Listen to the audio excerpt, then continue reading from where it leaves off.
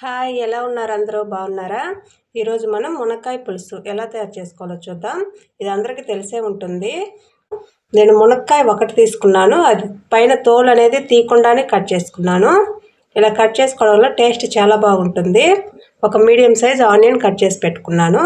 ఇప్పుడు మనం process start చేద్దాం. స్టవ్ ఆన్ చేసుకొని ఇలా గిన్నె పెట్టుకొని ఆయిల్ వేసుకున్నాను. ఆయిల్ కొంచెం ఎక్కువ వేసుకోండి, పులుసులో టేస్ట్ బాగుంటుంది.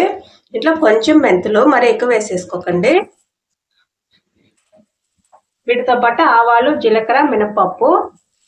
ఇప్పుడు దీంట్లో కచ్చాపచ్చిగా దంచి పెట్టుకున్న తెల్లగడ్డ, కట్ చేసి పెట్టుకున్న ఆనియన్,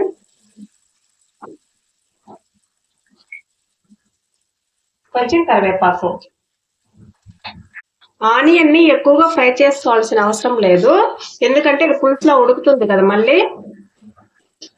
ఇప్పుడు దీంట్లో ఒక పెద్ద సైజ్ టమాటా కట్ చేసి పెట్టుకున్నాను. దాన్ని వేసి 1 నిమిషం పాటు కలుపుకున్నా.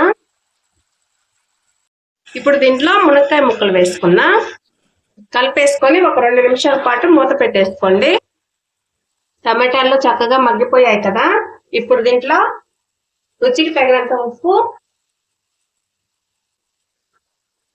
కారం,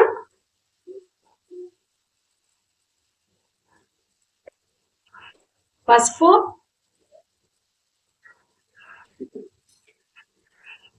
హాఫ్ స్పూన్ ధనియాల పొడి వేసి ఇదంతా కలిపేసుకున్నా. ఇలా అంతా కలిపేసుకోండి. కలుపుకున్న తర్వాత ఇప్పుడు దీంట్లో చింతపండు నీళ్ళు వేసుకున్నా. ఇలా చింతపండు వాటర్ వేసుకున్న తర్వాత ఒకసారి కలిపేసుకోండి.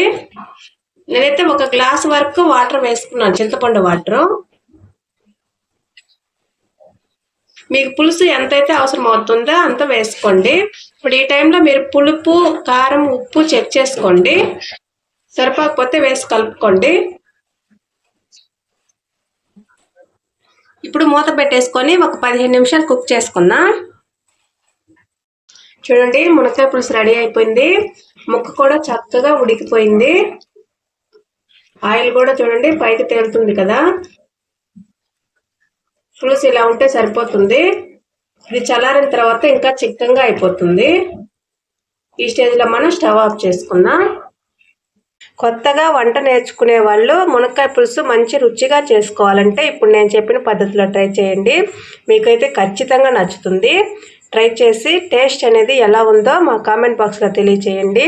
ఇలాంటి మరిన్ని వీడియోల కోసం మా ఛానల్ని లైక్, షేర్, సబ్స్క్రైబ్ చేసుకోండి. Thank you.